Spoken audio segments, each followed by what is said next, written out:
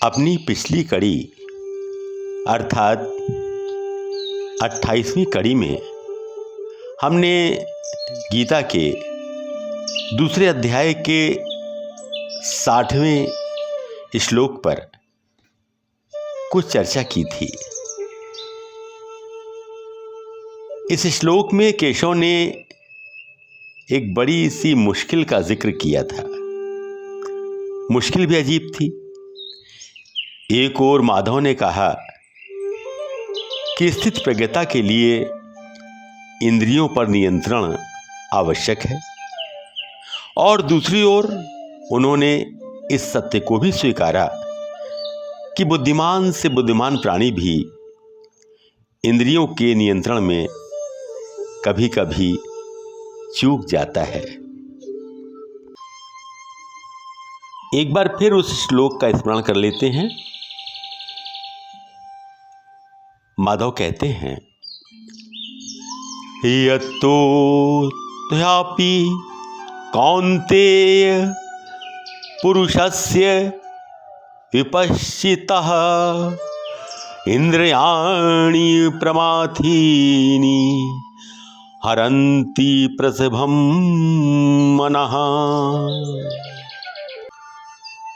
इस विषय पर मनोवैज्ञानिक विवेचना करते हुए इस स्थिति का मुकाबला करने के लिए हमने 3 शस्त्र खोजे: दृढ़ इच्छा शक्ति, रूपांतरण एवं उन्नयन।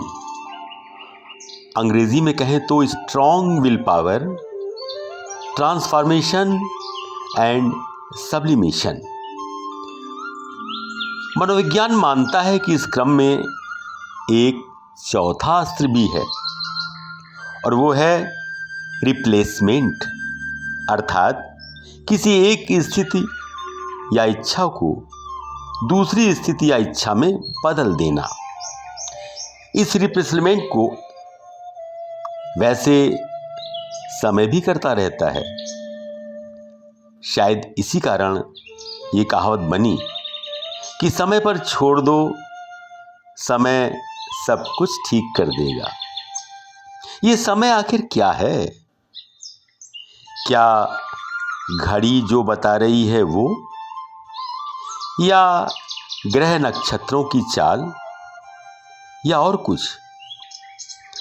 जी हाँ, ये सब भी समय है, लेकिन केवल ये ही समय नहीं है। समय का क्षेत्र बड़ा ही व्यापक है। समय काफी कुछ बदल देता है। इसका अनुभव करना है तो बस जरा इतना ही सोच लीजिए कि सुबह, दोपहर, शाम और रात का क्या आपके मूड यानी आपके स्वभाव और आपकी कार्यक्षमता और आपकी पहले से निर्मित प्लानिंग पर कोई असर पड़ता है? अब मान लीजिए कि सुबह आसमान बिल्कुल साफ है, ठंडी ठंडी आनंद देने वाली हवाएं चल रही हैं, सूरज की अरुणिम रश्मियां आपके शरीर को हल्के हल्के सहला रही हैं।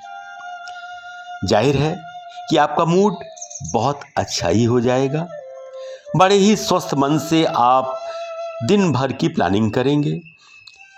आप उठे, तैयार हुए, और जैसे ही गाड़ी स्टार्ट करने की नौबत आई, अचानक आंधी, तूफान, बारिश, सारा मूड चौपट, सारी प्लानिंग फेल। तो किया ना समय ने परिवर्तन। ये एक छोटा सा उदाहरण है, वो भी समय के एक नियंत्रक हिस्से प्रकृति की भूमिका का। किंतु जैसा हमने कहा, समय का दायरा तो बहुत ही व्यापक है। आपके अपने शरीर से लेकर ये पूरी सृष्टि, ये सब कुछ समय के दायरे में शामिल है। सरकार का एक छोटा सा कानून आपको आसमान से जमीन पर या जमीन से आसमान तक पहुंचा सकता है। यह भी तो समय का ही एक हिस्सा है। आपके किसी निकटवर्ती मित्र का अचानक हुआ एक्सीडेंट आपको पहले से प्लान्ड यात्रा करने से रोक देता है। ये भी समय का ही हिस्सा है। हमारे विचार से अब ये स्पष्ट हो गया होगा कि समय किसी भी वस्तुस्थिति को बदल सकता है। परंतु एक बात तो सच है ही कि ये समय भी उन्हीं पांचों तत्वों से बना है जिनसे हम, और ये पांचों तत्व उसी विराट चेतना का हिस्सा हैं।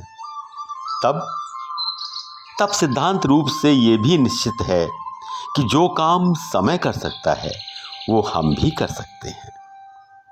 हाँ, ये अलग बात है कि समय का क्षेत्र जितना व्यापक है उसकी शक्तियां भी उतनी ही बड़ी हैं, किंतु हम भी शून्य तो नहीं। और फिर अपने अस्तित्व में शामिल बीज को वृक्ष बनाने की क्षमता भी तो उस विराट चेतना ने हमें ही दी है। तो लौटकर उसी विचारणीय विषय पर आते हैं, यानी स्थित प्रज्ञता की राह में आई किसी भी बाधा का मुकाबला करने का चौथा शस्त्र, रिप्लेसमेंट। ये रिप्लेसमेंट हो तो हो कैसे? चलिए इसे एक उदाहरण से समझते हैं। मान लीजिए आपने बीए का एग्जाम दिया और उसमें फेल हो गए। फेल होने के तमाम सारे कारण हो सकते हैं। संभव है आपकी मूल रूप से आर्ट साइड में रुचि ना हो। अब आप चाहें 10 बार एग्जाम दे लें, लेकिन रिजल्ट वही आना है। हो सकता है कि 8-10 बार के बाद आप पास हो जाएं, लेकिन नंबर तो वही आएंगे 35-40%। अब अगर आप विचार करके अपनी रुचि को पहचान कर इस बीए का किसी और डिग्री से जो आपकी रुचि के अनुकूल हो रिप्लेसमेंट कर लें, मसलन बीकॉम या बीटेक, तो निश्चित रूप से आप अच्छे नंबरों से पास हो जाएंगे। ये रिप्लेसमेंट का एक छोटा सा उदाहरण है। अब सवाल ये उठता है कि हम इस अस्त्र को भला स्थित प्रज्ञता के लिए कैसे प्रयोग करें? बड़ा सीधा सा उत्तर है, नकारात्मकता को सकारात्मकता से रिप्लेस करके। नकारात्मकता चाहे वो परिस्थितियों में हो या विचारों में, आपके उन्नयन को हमेशा ही रोकती है। एक तरह से ये हमारी बुद्धि को ब्लॉक कर देती है। परिस्थितियों को बदलना बेशक आपके लिए मुश्किल हो, किंतु स्वयं के विचारों को बदलना, अर्थात उसमें स्थित नकारात्मकता को सकारात्मकता से रिप्लेस करना, थोड़े से अभ्यास से ये संभव है। उदाहरण के लिए, आपके पड़ोस में एक पक्का शराबी है। आपसे हालांकि वो कुछ नहीं कहता है, लेकिन आप उससे बहुत डिस्टर्ब रहते होते हैं। ये डिस्टर्बेंस आपकी बुद्धि के लिए ब्लॉक है।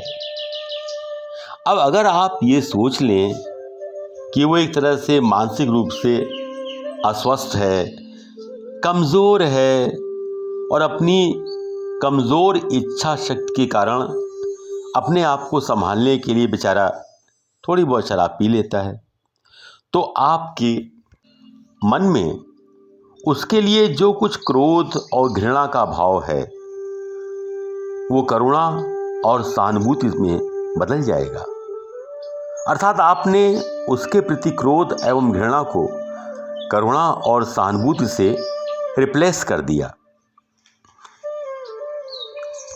बस इतना करते ही आपकी बुद्धि पर लगा हुआ ब्लॉक हट जाएगा और